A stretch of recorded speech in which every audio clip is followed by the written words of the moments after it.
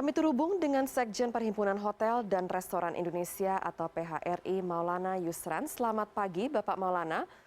Ya, saat ini, ya, Bapak, saat ini restoran-restoran harus dihadapkan dengan kebijakan gas rem pemerintah untuk mengatasi pandemi COVID-19. Lalu bagaimana adaptasi yang dilakukan?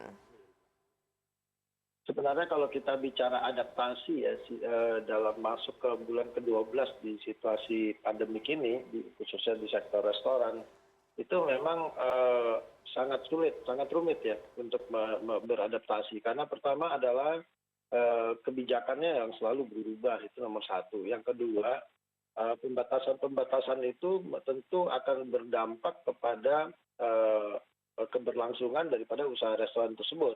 Kenapa? Karena usaha restoran itu bukan hanya sekedar pemenuhan kebutuhan makan dan minum, tapi usaha restoran itu juga tumbuh karena adanya pergerakan. Pergerakan itu yang diakibatkan dari orang-orang yang bergerak karena mereka harus bekerja. Bekerja dari misalnya dari luar kota, masuk ke Jakarta, bekerja itu sebagai contoh saja. Nah, dengan adanya kegiatan seperti work from home itu tentu akan sangat berdampak kepada restoran itu sendiri. Kemudian yang kedua, yang jadi permasalahan juga adalah dampak terhadap pembatasan yang cukup dalam ya.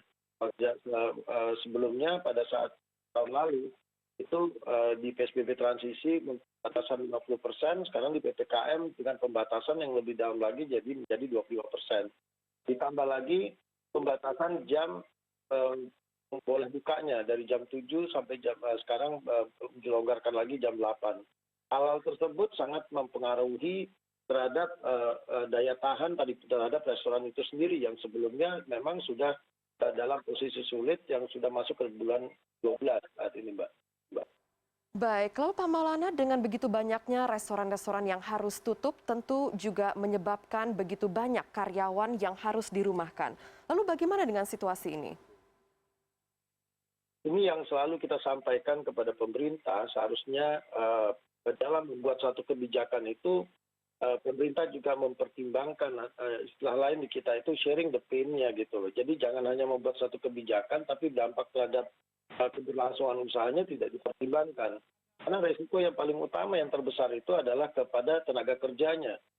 Tentu perusahaan dalam membuat satu strategi untuk bertahan bisa berlangsung usahanya adalah menekan yang overhead cost-nya yang pertama dulu.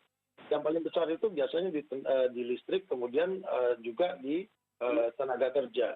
Nah ini sebenarnya sudah terjadi ya, mulai dari unpaid leave atau tenaga-tenaga yang kontrak itu tidak diperpanjang, itu sudah terjadi sehingga karyawan yang ada pun sekarang sudah sangat minimal.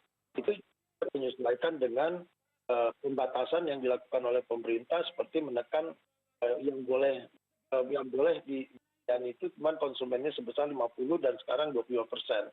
Sehingga tidak ada jalan keluar bagi pelaku usaha karena di sini posisinya bukan lagi baru 1-2 bulan tapi sudah masuk bulan ke-12. Saya yakinkan tidak mungkin ada satu perusahaan seperti restoran yang bertahan terlalu lama dengan kondisi seperti ini.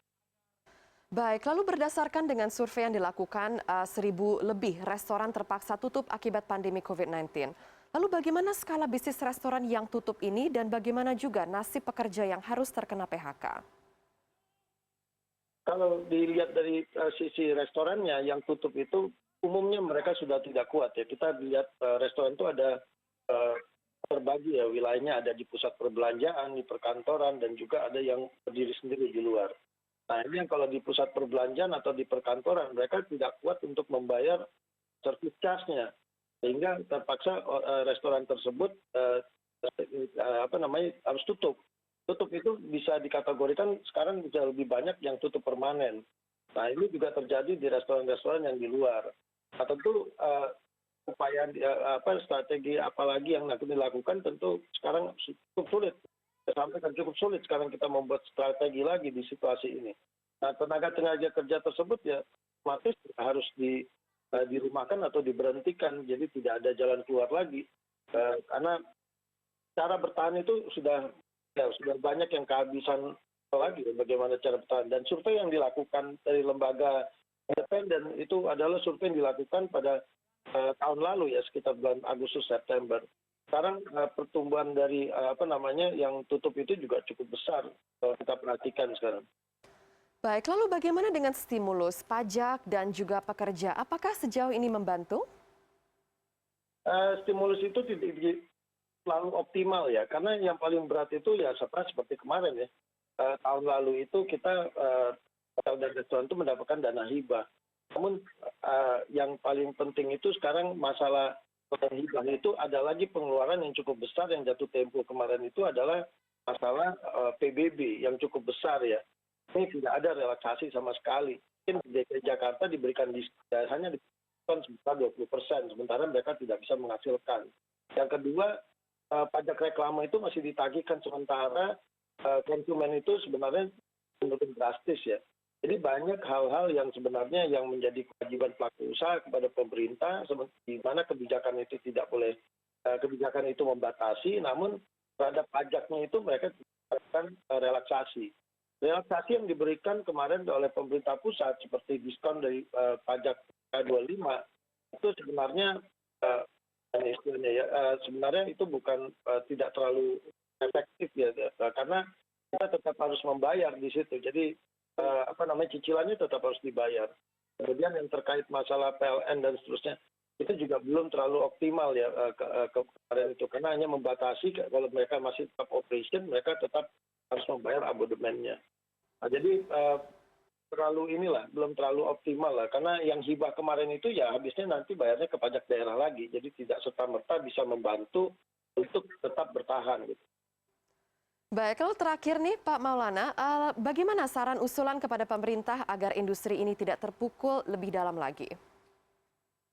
Kami berharap pemerintah juga dalam mengeluarkan kebijakan tentu harus mempertimbangkan daya tahan perusahaan yang sudah masuk ke bulan 12 ya, dengan relaksasi tagihan-tagihan dari kewajiban dulu. Sebenarnya kewajiban itu termasuk yang pajak ya.